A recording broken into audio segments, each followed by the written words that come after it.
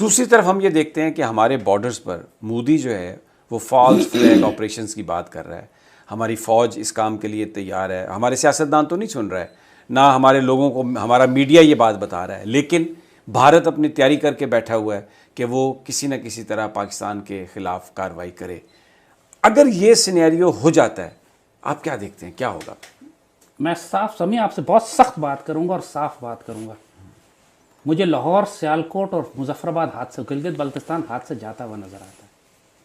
اگر یہی کرائسس رہا تو، اگر اداروں کو اسی طرح مفلوج کیا رہا انہوں نے، اسی طرح انہوں نے سڑکیں، ادارے، رستے بند کر کے رکھے. آپ کل پرسوں کی بات ہے، پاکستان آرمی پوری ریڈ الرٹ پہ چلی گئی بیکاز آپ کے پاس انٹیلیجنس تھی کہ انڈیا حملہ کرنے کے لیے آ رہا ہے آپ کے پاس. وہ بھی ٹیسٹ کر رہے ہیں آپ کے ڈیفنسز کو، آپ کے رسپانسز کو، آپ کے ریئیکشنز کو. وہ دیکھ رہے ہیں کہ آپ تھوڑا تھوڑا وہ آتے ہیں، دیکھتے ہیں ریئیکشن، آپ کا رسپانس کہاں کہاں پہ. انہوں نے آنا ہے، انیویٹیبل ہے، اس کو آپ روک نہیں سکتے. اور ہمیں 1971 کی وار بھی یاد، جب ہمارے اندر کے غداروں کی وجہ سے ملک ٹوٹ گیا تھا. اس دسمبر کی تاریخ کو یاد رکھیے گا، اس مہینے کی جو سبق ہمیں تاریخ دیتی ہے کہ جب تک اگر اندر کے غداروں کو وقت پہ نہیں مارو گے تو پھر سقوط ڈھاکہ جیسے سانحے ہوں گے. اور مودی اس وقت بالکل تیار بیٹھے. تاریخ لکھی جائے گی اس پر کہ پاکستان کے صفوں کے اندر کس طرح غداریاں کی گئیں، کیسے ہم نے وقت، موقع اور اپرچونٹیز کو ضائع کیا. ہم نے انڈیا کو پہلے موقع دیا. پہلے تو ہم نے، جب یہ ابھینندن والا واقعہ ہوا تھا، وہ ہمارے پاس اپرچونٹی تھی اس وقت جب کشمیر ابل رہا تھا، مزاحمت پوری عروج پہ تھی. انڈیا نے غلط اس کو پریشر کو کم کرنے کے لیے اندر آ کے حملہ کیا. ہم نے جواب میں اس کو مار سکتے تھے ہم اتنی تسلی سے اس وقت کہ ہم نے بھی اپنے ٹارگٹس مس کیے. یعنی اس کو مارنے کے بجائے انڈین آرمی چیف ہو، ساری ملٹری کمانڈ کو چھوڑ کر سائڈ پہ مارا. پھر ایمونیشن ڈمپس جو تھے پہاڑوں پہ مار دیے. ان کی سب مرین ہمارے سمندر میں آ گئی، ہم نے واپس جانے دی خیر سگالی کے جذبے کے طور پہ. انا للہ و انا الیہ راجعون. ابھینندن آیا، ہم نے اگلے دن واپس کر دیا. اس خیر سگالی کا نتیجہ یہ ہوا کہ انڈیا نے دیکھ لیا کہ یہ قوم، یہ حکومت لڑنے والی نہیں ہے، یہ جنگ نہیں کرنا چاہتے. اور 4 مہینے کے بعد اس نے آ کے کشمیر انیکس کر لیا. ایسا ہوا، یہی ہوا نا. انہوں نے پہلے آپ کو فیلر دے کے دیکھا. وہ بہت مشہور ایک مقولہ ہے، ہم بار بار ہم اس کو کہتے ہیں کہ جس شخص نے جنگ سے بچنے کے لیے ذلت کا راستہ اختیار کیا، بعد میں اس کے نصیب میں ذلت بھی ہوگی اور جنگ بھی ہوگی. اب جنگ سے آپ نہیں بچ سکتے. جنگ داخلی بھی ہوگی، ہماری صفوں کے اندر بھی غدار ہیں، انارکی بھی ہوگی، جنگ بھی ہوگی. ہم نقصان اٹھائیں گے انہی غداروں کی وجہ سے. اتنی زور سے نقصان اٹھائیں گے کہ ہماری چیخیں آسمانوں تک جائیں گی. میں ابھی بتا رہا ہوں آپ کو. اس کا حل کیا ہے؟ حل کوئی نہیں ہے. کوئی مرد مجاہد، کوئی اللہ کا نیک بندہ اس قوم سے اٹھے گا؟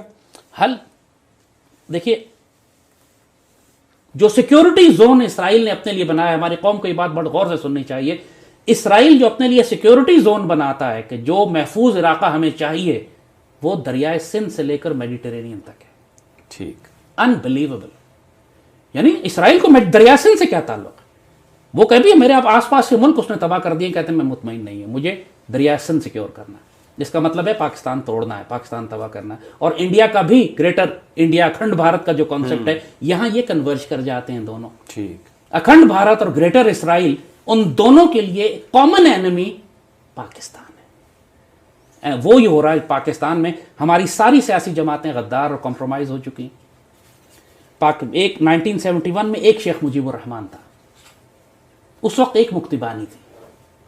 آج پاکستان میں 10 مکتی بانی ہیں، 10 مجیب الرحمان ہیں. اور اس میں کوئی شبے کی بات نہیں ہے کہ پاک فوج کو اتنا نقصان بھارت سے نہیں ہوگا جتنا اپنی صفوں کے اندر چھپے ہوئے غداروں سے ہوگا.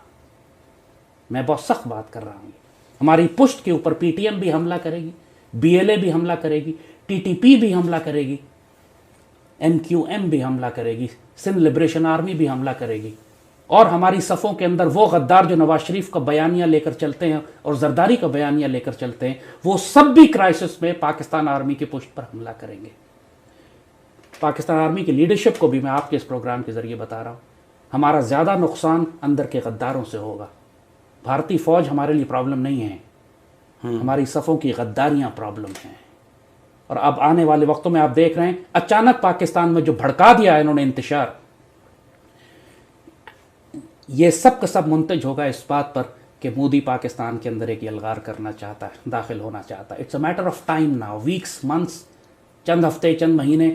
2 وجوہات سے یہ رکا ہوا ہے ابھی تک. دیکھیے کیوں رکا ہوا تھا یہ. مودی کو بہت پہلے آ جانا چاہیے تھا. ایک ہی رکا تھا اس بات پر کہ اسرائیل چاہ رہا تھا کہ پاکستان اسرائیل کو تسلیم کر لیں. ٹھیک.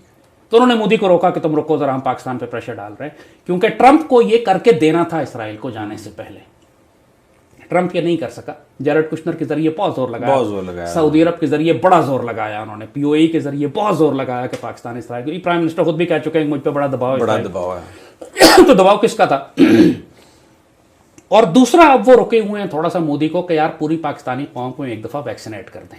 یہ کورونا کی انٹیسٹڈ ویکسین لگا کے ان کی جنریشنل ڈی این اے تبدیل کر دیں، ان کی نسلیں خراب کر دیں. کسی کو نہیں معلوم کہ اس ویکسین کو لگانے کے بعد انسانیت کے ساتھ ہوگا کیا. یہ انچارٹڈ ٹیریٹری ہے، میڈیکلی انپروون سائنس ہے. It's a new science, they have never tried this before. یہ آر این اے ویکسین جو ہے اس سے پہلے انسانیت نے کبھی بنائی ہی نہیں. سو ان کو معلوم ہی نہیں ہے کہ اس کے 6 مہینے بعد، 1 سال بعد، 2 سال بعد اثرات کیا ہوں گے. یہ کنفرم ہے کہ جس عورت کو لگی وہ بچہ نہیں پیدا کرے گی. یہ ڈاکومنٹڈ بات ہے. بڑی ایک یہ سنگین بات ہے جو آپ کر رہے ہیں. ڈاکومنٹڈ بات ہے یہ. اور دنیا کے ڈاکٹرز نے کہا ہے کہ یہ عورتوں کو نہ لگائیں کیونکہ بچے نہیں پیدا کریں گے اس کے بعد. اور پاپولیشن کنٹرول کا ایسے اچھا اور کیا طریقہ ہو سکتا ہے کہ عورتیں بچے ہی پیدا کرنا بند کر دیں. بڑا یہ ایک امپورٹنٹ بات ہے کہ آج تک نہیں ہوا تھا. اب سعودی جو وزیر دفاع ہیں وہ بھارت کے آرمی چیف کو گریٹ کر رہے ہیں. وہاں پر راحیل شریف صاحب بھی ساتھ ساتھ نظر آ رہے ہیں. یہ کس طرف جا رہے ہیں سارے معاملات؟ سمی یہی میں نے کہا نا کہ دنیا میں اب جو کچھ ہونے جا رہا ہے وہ اس سے پہلے کبھی نہیں ہوا ہوگا. تو وہ جو پچھلی دنیا میں لوگ بستے ہیں پرانے مائنڈ سیٹ کے ساتھ، ان کو ہر قدم پہ شاکس لگیں گے. اس وقت آپ کو ایسی لیڈرشپ چاہیے کہ جو نگاہ بلند، سخن دل نواز، جہاں پر سوز، اگریسو ہو. اتنی اگریسو آپ دیکھیں گے دنیا میں اگریسو لیڈرشپ کا ٹائم ہے، چاہے مودی ہو، چاہے اردوغان ہو، چاہے پوٹن ہو، چاہے چائنیز ہو، چاہے تو انفارچونیٹلی ہم گریٹسٹ اپرچونٹیز لوز کر رہے ہیں. پاکستان نے مڈل ایسٹ اپنے ہاتھ سے لوز کر دیا ہے، خاص طور پہ جو گلف کی بات اگر آپ کرتے ہیں. انڈیا ریپلیس کر چکا ہے ہم کو وہاں پہ.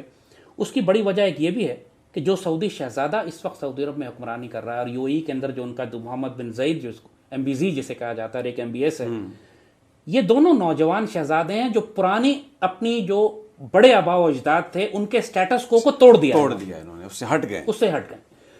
خود رائل فیملی کے اندر انہوں نے تباہی مچا کے رکھ دی. اپنے شہزادوں کو گرفتار کیا ہوا ہے، سکسیشن کی لڑائیاں چل رہی ہیں. آپ نے دیکھا بہت سارے فسادات ہیں، سول وارز اور کوز کی باتیں اندر ہوتی رہی ہیں پچھلے دنوں، اور ہوئے بھی ہیں. بہت سے لوگ ان کے پریزیڈنشل آس پاس کے لوگوں کے قتل ہوئے ہیں.